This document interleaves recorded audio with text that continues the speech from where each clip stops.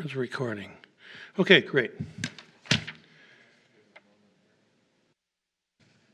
All right.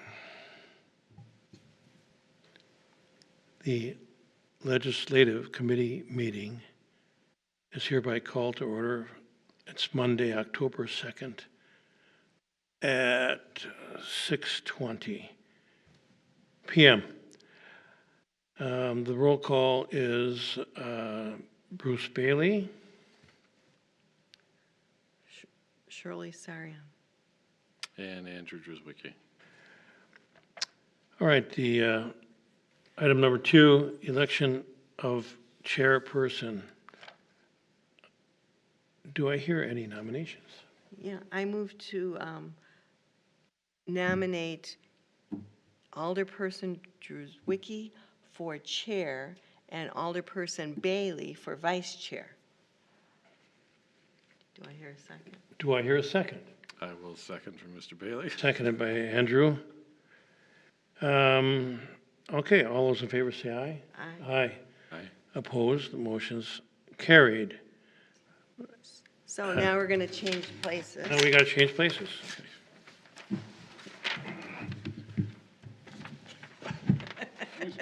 All right. I know it's silly, but that's how we do it. That's how it's done. Okay. All right. I believe Wants we. He wants an agenda.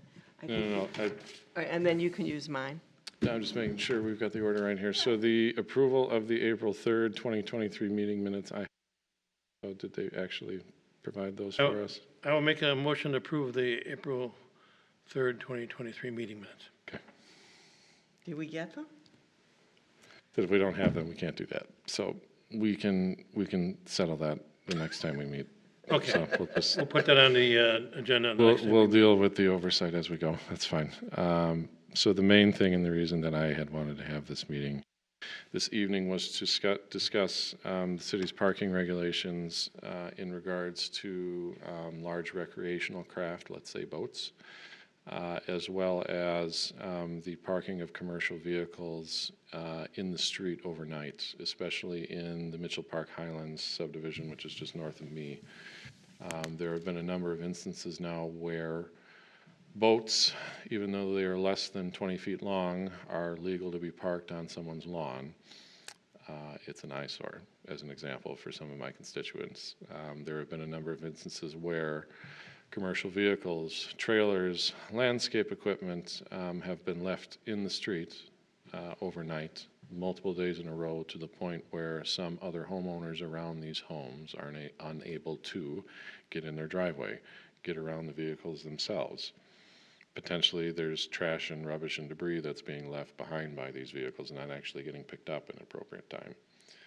These are some of the things that I'm concerned with that I wanted to bring to the city attorney's attention to see whether or not we can have an amendment made to the parking code to further restrict some of these items, and whether or not that is fair and equitable to the entire community at that point. But in particular, for the Mitchell Highlands subdivision, there's already significant parking restrictions because the roads are so narrow.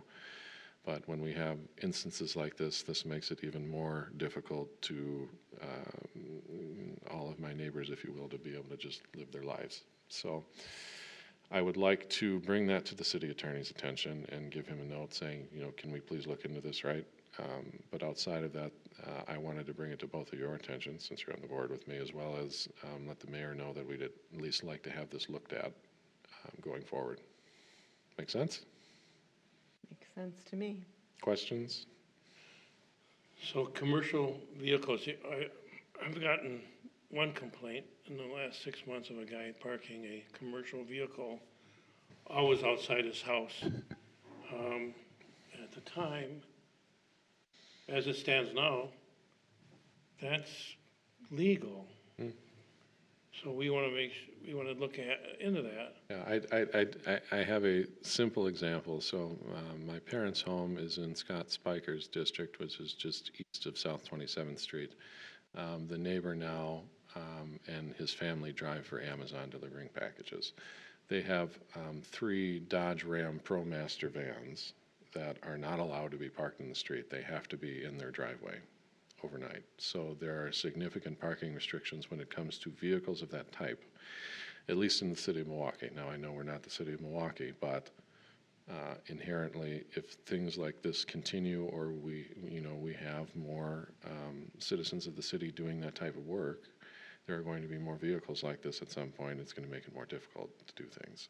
So the question then becomes, is that reasonable? So that's what I'd like to pose. Make sense?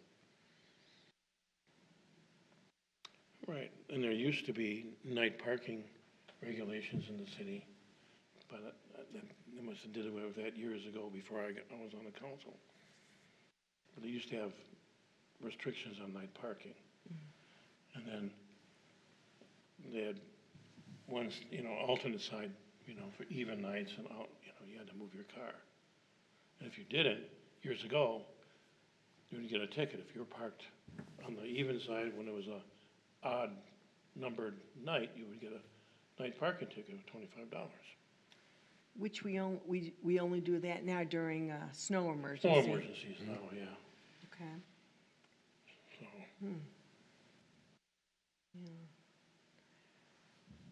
So, so we should make our concerns known. Maybe they send the minutes of this meeting to our city attorney, have him look at it, and then he'll get back to you, the chair, if you want to call another meeting. Yep. Maybe act on his recommendations, and then we vote on it, and then we send it to council for final approval. Correct. Yes. Now, I'd like to ask a question, though, about, I had a call recently, about a month ago, about this large semi-trailer in the driveway, in a person's driveway. Is that okay? Generally, I mean, when it comes to this is what I'm saying, is that long-term, that's what it would have to be, Right. is that the commercial vehicle has to be in someone's personal driveway, Right. as an example. But What are you do saying, we that want, would be okay? I'm asking, do we want that to be allowed? Because the neighbor was complaining that this big truck, and this guy repairs and makes loud noises, and while he's in the driveway, and he's, I guess that was bothering this neighbor, to have this commercial vehicle. And he's saying, should that be allowed? I imagine And it would have to be, because what if some, Well, not if it's against the ordinance. And he brings his plumber, but it's just a van, it's one of those vans, he parks it in his driveway, he's a plumber. Right? Yeah. We don't want to outlaw him to park his vehicle in the driveway. And this is where this gets complicated as to what is and isn't allowed. Inherently, if someone's driving a semi for a living, and that's where they park, their front cab or whatever it is overnight in their driveway, so be it. I mean, that's what they're doing. Well- Generally, they get left at whatever commercial facility Yeah. they work from. Now, this gentleman was saying that we don't allow those vehicles on our roads because they're too There's- heavy. Yeah. They're how many tons? So he might be violating, So, Yeah, so that's the. getting to So his if they- house, he might be violating. Yeah, So your neighbor should contact the police department and say, tell the police department, call them, lodge a complaint, and then say, this guy shows up, if you can give him a heads up, when this guy's driving down their subdivision in a semi, they could stop him and say, sir, trucks aren't allowed down the subdivision. They can write him a citation or give him a warning. so I mean, I guess if the question is, if they're not allowed on the streets, how can they be allowed on the Where is in the that? Oh, driveway? yes, at the end of the day, the vehicle shouldn't be there to begin with. Yeah. To drive it in the subdivision to begin with. Right, So there are signs posted for that saying the tonnage limit, depending on where we are in the city. So, yeah. So, So we Get just back have to to the keep site. that in mind. Well, I Yeah. did, Tell him he shouldn't be I driving. took care, yeah. on that road, and he should call, and they would write him a citation. Because I got the same complaint, a guy lives on Cold Spring, and the semis are going to Pick and Save from 84th to 76th Street, where Pick and Save is. And he says he sees them early in the morning.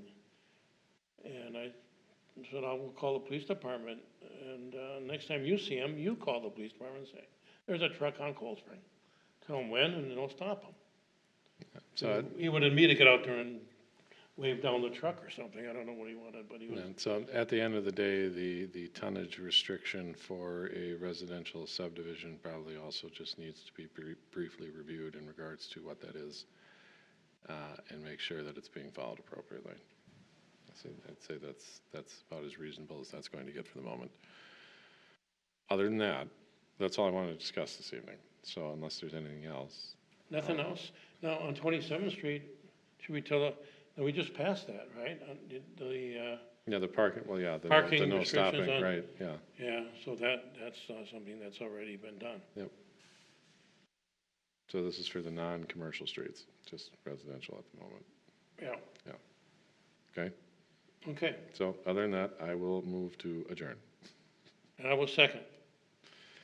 So moved, all in favor? Aye. Aye.